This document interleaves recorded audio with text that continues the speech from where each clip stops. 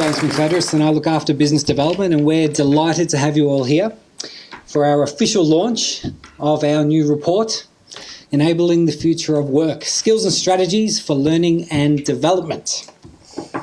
Firstly, I'd like to thank DeakinCo CEO Simon Han for leading the production of this report. It's personally important to him and equally important to DeakinCo, as it really reinforces our goal of helping organisations prepare for the future of work.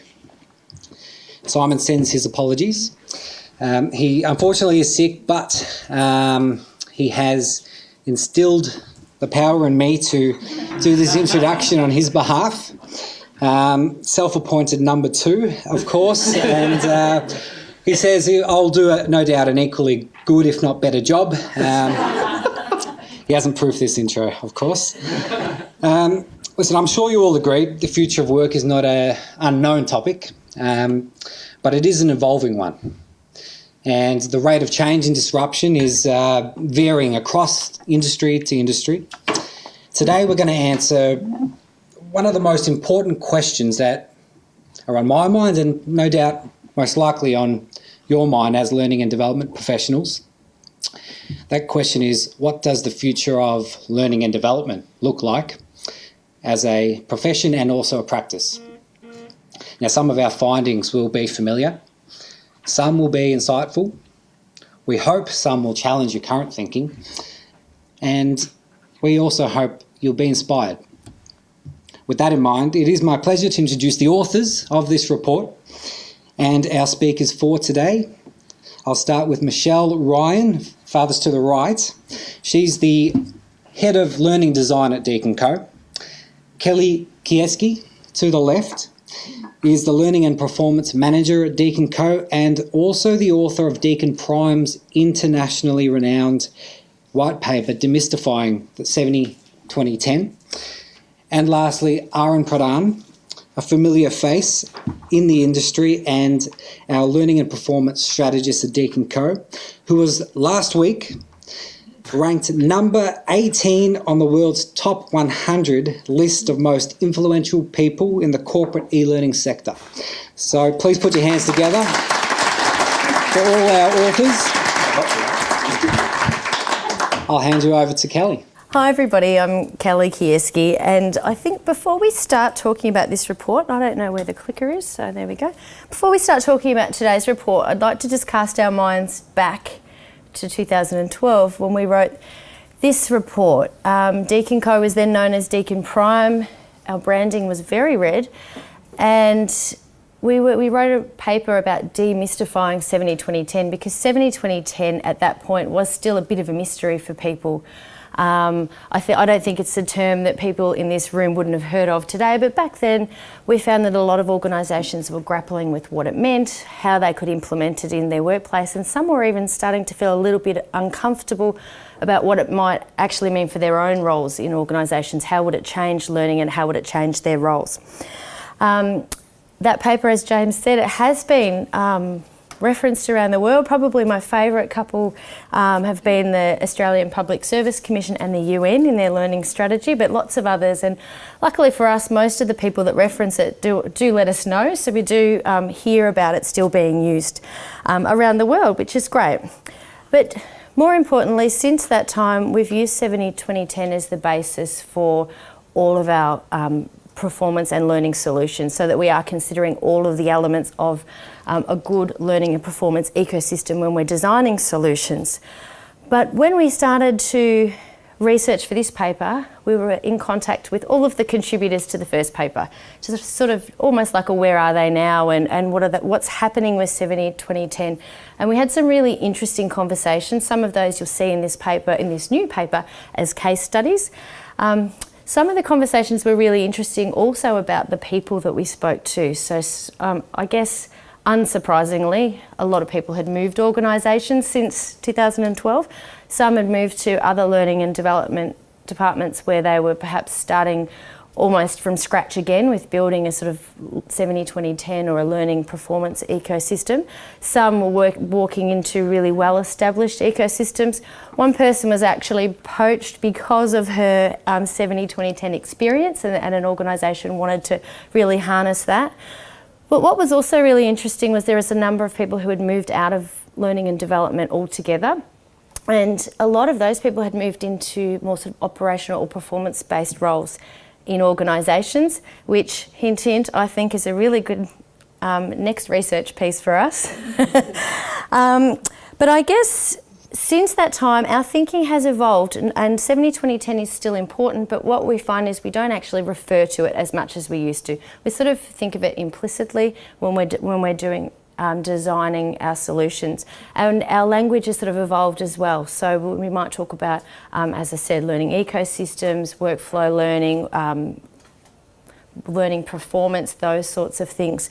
So in a sense, I guess today's paper could be a sequel to this paper, but I think we've actually evolved our thinking quite a lot more from what we were at that point. But it has the same purpose in a way, which is to provide some background as to our thinking, but most importantly to provide some knowledge and some understanding of the sorts of skills that we as practitioners might need to develop to continue to add value to our business and to future-proof ourselves. So I will pass over to Michelle, who will actually start talking about the current day report. So James mentioned, and you've all no doubt heard a lot and read a lot about the future of work. And obviously that's been the starting point for this report and the research that we've done. So it seems the future is now, and the pace of change is moving faster than ever. You can see from that quote up there, things are moving. One of the things we need to do as learning and development professionals now is decide how we keep up with that. So how do we deal with this state of perpetual and constant change? How do we prepare our people and our organisations for the future? And that was really the starting point for this report. So when we started researching for this report, we built on a lot of the work that DeakinCo has already done around the future of work. And you will have heard our CEO, Simon, banging on about that topic for a while. He spent a lot of time looking at the future, what that means for our organisations and the people in them. In fact, we also launched a separate report last year that some of you might have seen, which was around soft skills for business success, looking at the types of future skills that people will need to be able to succeed in future organisations.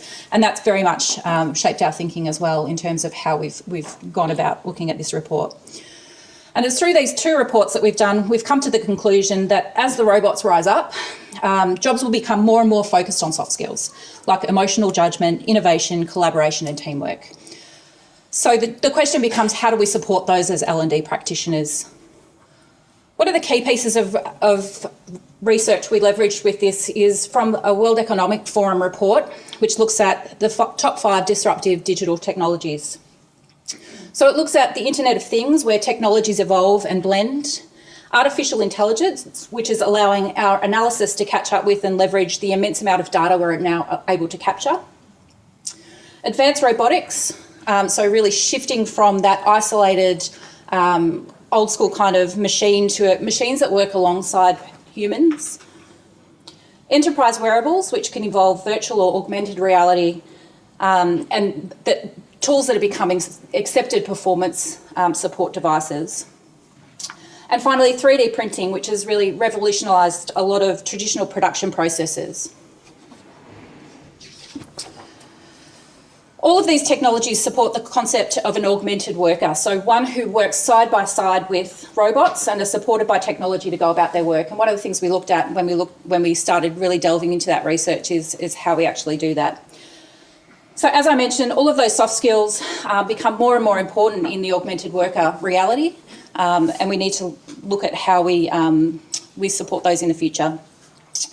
Another key thing that came out of this part of the research was around the data economy, and that being a key driver of change. And for us as L&D, we're not exempt from that either. So we need to find actionable insights from data to, again, drive and support performance. So we identified 4 key trends in the future of work that have impacts for learning and development. We know we need to support workers in new and different ways. which will become a critical L&D activity. And there's a lot of talk about invisible L&D and how we do that going forward. And we'll have a look at that. Kelly and Aaron will talk about that in more detail in a few minutes.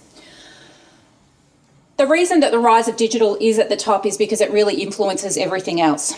So this new augmented workplace means we'll need to find new ways to support workplace performance outside of traditional learning events. So we'll be looking at a little bit more detail later on about what performance support means and how we build ecosystems to support those things. Technologies are also driving the second and third key trends in the future of work there, which is really ironic because we're driven by the increasing automation and augmentation of our work through technology, but we actually need to provide more human experiences and more human skills as a result. So for human experiences, organisations are being driven to provide better customer-centric experiences for their consumers and for their clients. And this in itself drives the need for human skills or soft skills, as I mentioned. We need to build that higher order thinking as those soft skills intensive roles are growing rapidly. Coincidentally, we also launched our micro-credentials last year, which formally recognised the skills and workplace performance, with a particular emphasis on recognising soft skills, but you can talk to the BD guys about that later for the sales pitch. And the rise of agility. So here we're talking about mindset, not the old school, not the project planning tool. We're talking about a rapid, flexible and open approach to meeting the challenges of the modern workplace. So in this context, we're talking about the ability to innovate, change and adapt for success. So with all of this in mind, we asked, what can the modern L&D professional do to keep up? I'm going to hand back to Kelly now and we're going to explore this a little bit more. Okay, so leading on from what Michelle was just talking about, which is obviously the future of work and the rate of disruption and all the different sorts of impacts that we know are coming and have already come for the future of work, we've identified these 4 strategies for learning and development to enable the future of work. And we believe by considering these 4 strategies for L&D, we actually will be able to enable learning and development practitioners to move from just being order takers into actually being impactful business partners within an organisation. So what we're going to do now is just go through each of these 4 areas as a small summary or an introduction to the sorts of things that we've found in these areas, and at the end of that we'll have an opportunity to have a discussion and really start to think about some of the skills that we need to build to be able to address these 4 areas. As we're going through these, maybe just have a little think and choose one in your mind that you think you might want to explore a little bit further today, because we will be perhaps exploring them in some smaller group activities. So have a think about which one you want to explore right now. Obviously, they're all very, very important. And I think the thing to remember with these is each of these strategies can't be implemented by just L&D alone. We do actually need other parts of the business to work with us, and we need to be aware that as we're perhaps shifting these boundaries of learning and development, we may cause some friction with other parts of the business as we sort of start to move towards that learning really is everybody's business, and we really are, as learning and development people, we are about performance support and all of the components of performance support that are required. So the first cab off the rank I'm going to talk about, which is solving performance challenges. When we talk about performance challenges, you'll see we have this nice diagram that shows what we believe are all of the components to performance. And you'll see there that learning is one of the components, but it is just one of the components. It's still very important in building capability in terms of the knowledge, mental models and skills. But we also need to be thinking about the metrics, performance support, systems, leadership and engagement. And if, as learning and development professionals, we can start thinking about performance more holistically like this, that's when we do become the real, true, impactful business partners. That's when we can start to identify the areas that we really can help to uplift the performance. And I think looking at a diagram like this is a really useful start to how we can become, I guess, holistically focused when we're thinking about performance. So looking at what it actually looks like. So I guess As we move to this more performance consulting model, we are taking a more design thinking approach. So we're looking at understanding more about empathy of the people we're working with, communicating better, and really starting to take that human-centred design approach. So this is one example of how that may play out in an organisation. So we may have a learning and development team who help define the problem, and perhaps through a design thinking approach really identify what the real root cause of that problem is. So we might find that that we're addressing lots of different problems. It might be a customer service problem, it might be a compliance problem. There's obviously lots of different problems in an organisation. But the really key part here is part two, which is where we start assembling the solutions team, or what we like to call the SWAT team, which is where we start working with lots of other areas of the business to draw in all the different people with all the different skills that might be required to solve this problem. So it might not just sit within learning and development, it might not even sit just internally to the organisation. This is where we might pull together a team of people from learning and development who are the performance consultants externally, and also from other areas of the business, to really start thinking about how we can drive this solution. And then of course we deploy and execute. So as I said, this requires a lot of empathy and a good deal of communication, and it really requires us to think about performance as not just being about learning. Learning is one component, but it's not the only component. And I guess my last comment about this model is this is a really great model, and we love to see that we do have some organisations, even in the room today, who are using a model like this. In some senses, it's still a little bit reactive because we're defining a problem when the problem already exists. I think as we see learning and development evolve, we might actually see more, the data and analytics being used more as sort of insights, so that the performance consultants can start to identify and predict problems before they even arise, so that we are more proactive rather than reactive. And you will see in the report there is one case study of an organisation that we spoke to who is doing something very similar to that. So hopefully you'll be able to find some insights from there. I'll hand over to Michelle. So creating experiences and campaigns is something we do quite a lot here at DeakinCo, but I guess looking at that and starting from a point of empathy is really what we're all about, to really get an understanding of what's actually happening in the organisation. So what are the pain points? What are we trying to solve? So one of the things that we kind of explore in the report is around how we learn the lessons from our marketing friends and how we really take those lessons and apply them in a learning context. So really building that strong what's in it for me and drive within the organisation to really build mindset change and change behaviours in organisations. So we look at building a suite or an ecosystem of components, not just one-off learning events. So as Kelly mentioned earlier in the 70-20-10 section, we sort of look at this from a workflow learning perspective. So old school learning tools still have their place, and we still incorporate those into campaigns as they're relevant and required. But we certainly come at this from what do I need to do to be able to do this task or job or solve this problem at a point in time.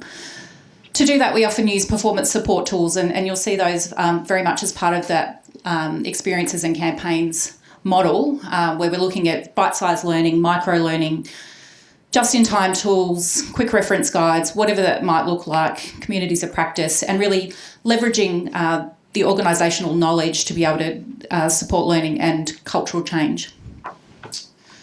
A key part of this is around creating that campaign, and so from a campaign perspective, and you'll see in the report, we look very strongly at how the campaign aligns to the overall business objectives and the objectives of the learning program. We often build these around storytelling and narratives, so really creating that experience through storytelling, really focused on the what's in it for me, for both the learner and the organisation, and then taking a real multi-channel approach. So you can see from this diagram, we've got a whole bunch of different angles, if you like, or different media or modes that we can actually deliver this stuff in. And there's a whole bunch of research to support in the report around when these bits and pieces or what delivery channel we use and when. So the next part of this is really about how we enable a culture of continuous learning. And if you look at these 4 points, I think one of the themes of these 4 points is that we're trying to make a bit of a shift from, rather than traditionally L&D for some reason just got stuck in that mode of just training and trying to push knowledge into people's heads and then measure that knowledge later. So e-learning is particularly guilty of that. Face-to-face workshops sometimes try to do something a bit more, but it's still just that event-based training of trying to impart, we call it learning, which is us being nice to ourselves, because it's really just training and us trying to push something onto people, hoping that they will learn. And one of the shifts that I think is happening is the realization that in the context of a really dynamic environment, which is constantly changing, and there's no business as usual. Business as usual is the change, and change at a more rapid state than ever, as Michelle went through, that we can no longer just feed people with this information and set them up for a career, let alone a year. Now they're going to have to constantly reinvent themselves, so they can constantly reinvent the organisations that they're in, so they can stay competitive and thrive in this pretty crazy environment that we're entering into. And so rather than the focus on training, it's really about how can we enable people to actually learn for themselves and to actually upskill for themselves and to reinvent. And so this is one map of how an organisation can do that. And if you look at it, it has that sort of leadership element, which is, you've got people like from IBM, the CEO of IBM, saying, I'd rather have a learn-it-all than a know-it-all. And it's those sorts of statements from the top, which is crucial, but it's also having that shared vision of actually saying, where are we going and how can you be part of this?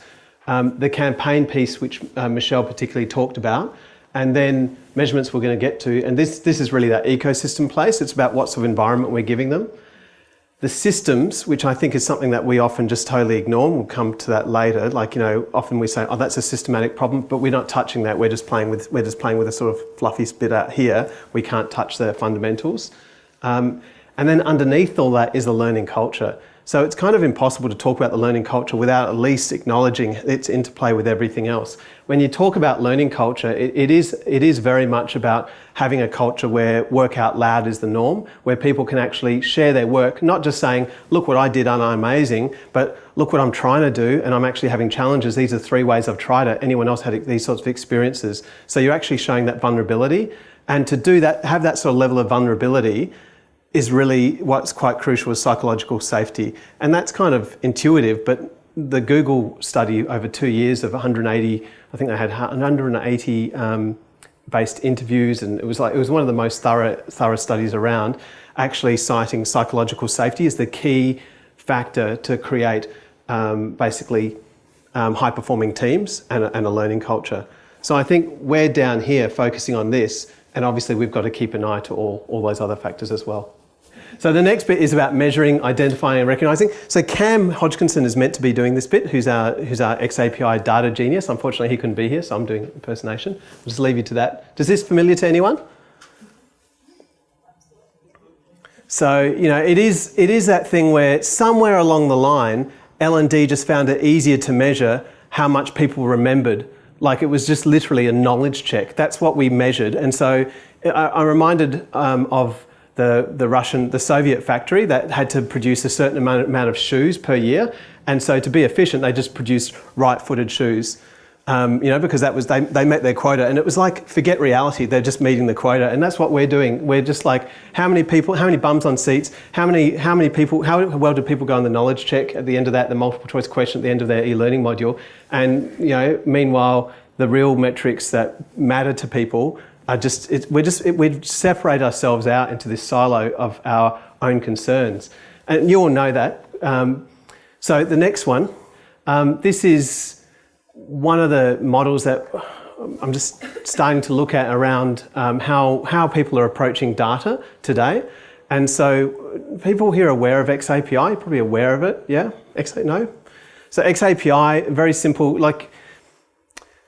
I don't want to bore you, but very quickly, so there's SCORM measurement, which is basically SCORM e-learning modules are just ways of tracking completion and really basic tracking with an e-learning module. Have they completed it? Did they pass the test and so on? That's just the basic tracking that's been around learning for a long time.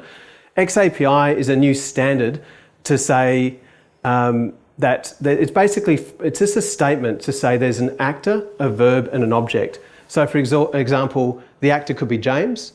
the verb could be attended, and the object could be this seminar. Thank you. They're clapping you, James. So James attended this seminar is just a statement that you can actually create in that XAPI framework. And the strength of that is it's so flexible, you can actually capture not just what happens in an e-learning module, but you can capture what happens, an example like this, it could be a coaching conversation, it could be a discussion forum. It basically is a standard to capture activities that are much more broad than what we're used to capturing. And this standard is now becoming particularly in America, there's pretty much only 2 companies here that are doing it, and we're one of them. But in America, it's actually become more of the standard, and I think it will start being a thing. But in terms of level of adoption, the first level is aspirational, and that's no small thing in the sense that we need to have a data mindset. I've seen people try to jump to using data in a more complex way, but until they actually look for metrics that measure, metrics that matter, and rather than just trying to look at the learning and L&D kind of metrics, they're actually looking at business metrics. So that starting point, I'm assuming that the crowd here would be already that way. You'd already be looking for metrics that what performance outcomes actually matter to the business and how can we measure that? If it asks that sort of question, you're already moving that, and that's surprising that still a lot of L&D isn't there. The next one is going SCORM Plus. So it's actually using XAPI or something equivalent in e-learning modules, for example, to get more complex data from how people interact with those modules. So for example, we're producing these scenarios where we're actually tracking a lot more than what SCORM would. But that's still kind of a bit boring. The next bit is learning ecosystems, where you're tracking not just what's happening in a digital framework, but it's also how people are coming into a meeting, how people are actually having a coaching conversation, what they're doing in that 70 and 20 space. And that's kind of even more interesting, but it's still just tracking learning. The gold mine and the real power of XAPI and this new data wave in L&D is how we actually link learning to performance. So for example, sales is a classic example because there's so many metrics for sales already. Most organisations have got a sales team. You go ask them, what metrics have you got? They've got their CRMs and they're spitting out data everywhere, and L&D aren't tracking it, aren't using it. So how can we actually look at, say for the sales team, what are they doing? What articles are they reading? What conversations are they having? What sort of questions are they asking? And then you get the data from the CRM and you pull that in, because it's all open APIs, which basically means that the data points can actually talk to each other and be compared on the same fluffy graphs for us. And how can you actually start saying, well, what we can do is we can make a hypothesis that when someone's reading these sorts of articles, doing this sort of coaching, that they're actually going to be a high performer. And why don't you try that? And you can actually start testing things out and get this continual feedback loop. And that's the sort of holy grail of data and measurement, there's only a few case studies like that in the world at the moment. So if you're interested, talk to us, because we're still playing often in that space, but we want to be playing in this space. But it takes that client to have that sort of commitment around it. So it wouldn't be a workshop if we didn't get everybody chatting. So what we'd like to do now is actually take an opportunity to get people to explore one of those key strategies that we just spoke about. We do believe in those 4 strategies. We believe that they support performance outcomes, which will, of course, in turn support organisational goals. And what we're going to do is break up into a number of groups. We'll work that out in a moment. And have a think about these questions, which we think will actually help us to understand what each of us is doing in our organisation at the moment, what gaps there may be, and then what sort of skills we might need to help move us in the right direction. Because what we want to get out of today is not only understanding the future of work and the future of learning and development, but actually some tangible strategies that you can go away with and start using within your workplace. So if I just go back a couple of slides just to remind us of the 4 strategies. Just because there's 4 strategies and only 3 of us, can I just take a little poll of who would be interested in each strategy, just exploring that a little bit more today in a small group. So hopefully you've all been thinking. And also, we don't take this as a popularity contest, so I don't mind if you don't choose mine. But who would like to talk a little bit more about solving performance challenges in a small group? Anyone? Okay, thank you. Wow, I should have done cartwheels or something. Okay, what about creating experiences and campaigns? A little bit more popular. Enabling a culture of continuous learning, very popular, and measuring, identifying and recognising. Right, okay. So I think it looks like we might be doing the last 3. What you'll see there in that diagram actually is the diagram that we think encapsulates those 4 key strategies. So what we're sort of hoping to do in this session is make it less about us and more about, actually kind of the rubber hitting the road, I guess, and people having a think about what's happening in your organisation and what needs to happen to start moving towards, the future of learning, the future of L&D. So we've put some questions up there, which is about, the first one is, what would embracing this give you, your teams or your organisation? The second is, what's your experience, successes in this area? Then, of course, what's the gap between those two, and what are the next steps and resources that will help take you there? So we do have a big group, but I think what we'll do, Bridget's going to scribe for us. So we might just do a bit of a brainstorm against each of those questions and just see what we come up with. Is everyone happy with that approach? Okay, great. So the last section of the report is actually around, the structure of the report is the structure of this presentation, which is the future of work. What are the learning strategies that we need to embark on? And then what are the skills that ourselves and our teams need to adopt to actually meet this challenge to enable the future of work? This is the summary, don't bother reading it, this is the summary of the skills that we're focusing in on. And we've chunked it under 4 key areas: understanding and uncovering needs, leveraging high impact performance strategies, influencing systems and to maximise opportunities, and empowering people to and through change. Now, a lot of these, the subsets of these will be familiar. A lot of them you'll think, oh, well, that's in this area, that's in OD, or that's a change management role or whatever. But I guess the point we're making, which to speak to what Kelly was saying earlier, is that what we are believing that needs to happen at the moment is a more grey and more kind of complex relationship with these other areas. And that L&D professional can no longer just rely on their particular little domain. And there's going to be more overlaps, there's going to be more demarcation disputes. Hopefully there'll be more collaboration in these areas. So the bit we're going to do next is I'm going to quickly run through these specifics. And what we've done professionally, we've got these things laid out on the walls earlier. So they're just the ones that are there, right? And I'll talk you through them. Because what we're going to do is we're going to get you to vote. You've either got a yellow sticky or a blue or pink sticky or just blue sticky. So later on you're going to vote, and I'll just about where you think you and your team need the most development and what you think you've got the best strength in. So I'm going to have a quick walk through these areas. Firstly, there's understanding and uncovering needs. So the three kind of skill areas under that we've got are performance consulting. So that's actually, I think most people are aware of, it's actually trying to turn that order take, someone comes in and says, I want e-learning training about widgets. It's actually asking those questions to try to get below that order to actually try to uncover the needs behind that. There's design thinking, human-centered design, which is actually doing that I guess from a place of empathy, using leveraging design thinking skills to really reframe the question and innovate from starting that place of complete empathy with the audience group. Data and digital literacy, which I think we've discussed a bit, which is basically trying to understand, rather than just using the art of what's going on, it's almost trying to refer to some of the stats and the science and what are the performance metrics telling us, and what can we actually understand from the data that's available.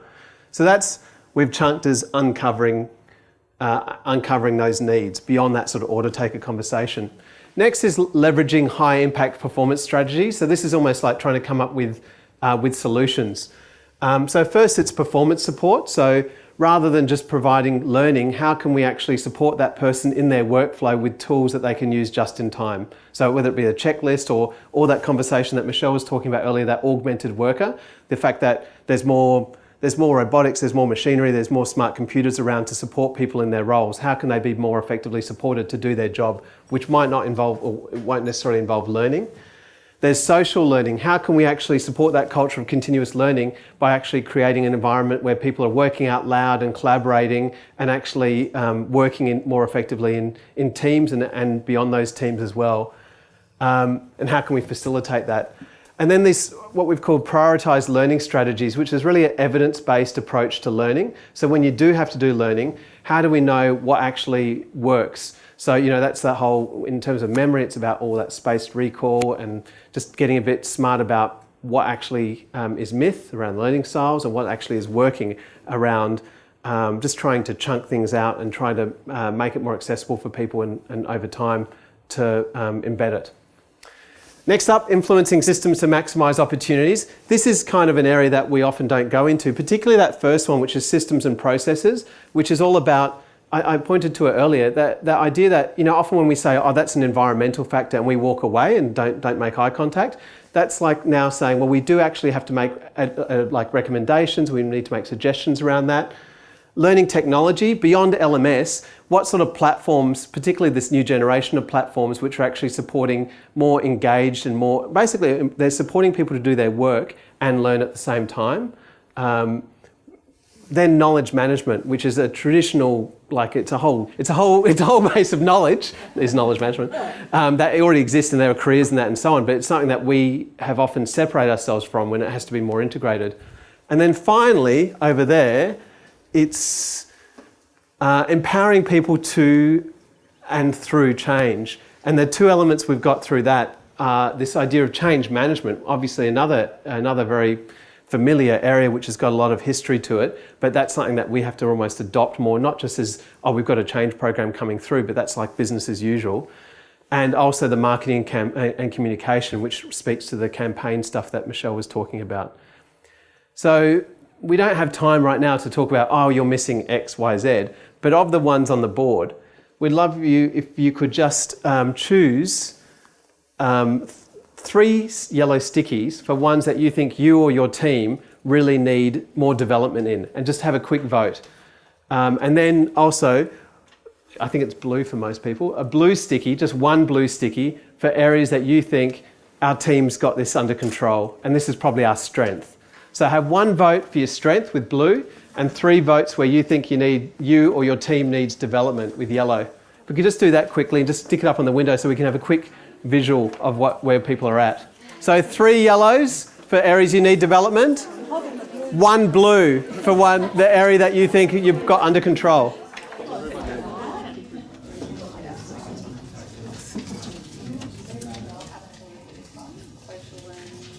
Okay, just have a look around. Any surprises there? So I guess for me, I was surprised how much performance support got. We need more help with that. That's kind of really surprising from my point of view. I thought that was something that was kind of happening. And learning some of the sort of, I was expecting that to be less. We were almost going to put this in an envelope. We were expecting that this was going to get the most here, and yet the fewest people were going to turn up to the session about actually learning about it. Because it seems like, oh, I should do that, but it's like, I should do my tax kind of thing for L&D people. But any other surprises? It's interesting how many people are up there with design thinking, which is fantastic. I don't think that would have happened like even a year ago. I think that's really shifted. And performance consulting, so this is really interesting that's developed. Digital literacy, obviously, data is a big demand point, which is really, that reflects just generally, I think, that's a big gap for L&D. A lot of L&D teams now are getting their data analytics specialists in to help shift that as well. The performance support for me is interesting. If we just go to the last slide, when we sort of summarise the key kind of impacts, it's actually the combination between design thinking and data analytics. And we talk about, it's almost like getting the art and the science, the combination between the two. Because what design thinking allows you to do is almost make the hypotheses based on empathy in these qualitative based interviews, but then you've got the data feedback loops to actually back it up. So the example I was saying before is like, if you've got a leadership team who you're trying to support to be innovative, you could actually have this is a bit extreme, but you could go through a hypothesis thinking, oh, we think that the leaders who are most creative and most innovative are the ones that are walking dogs. And that's based on these interviews. And so you just chuck that, and that right there then, if that stopped there, it would be stupid. But if you could actually chuck that into a data feedback loop and immediately get the stats on that gives you some backing to those sorts of hypotheses. And it might just be no correlation, but then you can go to the next hypothesis. So just the data by itself and just the design thinking by itself, I think are both limited. So that combination is really interesting. And for me, the people who are interested in performance support, actually doing that design thinking process and understanding people's workflow and empathizing how people are going through that at when their points of need are, and having the data to support that is actually the premise behind the performance support. All right, thank you everyone for being here for our launch of our new report. Can you all please thank our speakers and authors, Aaron, Kelly and Michelle.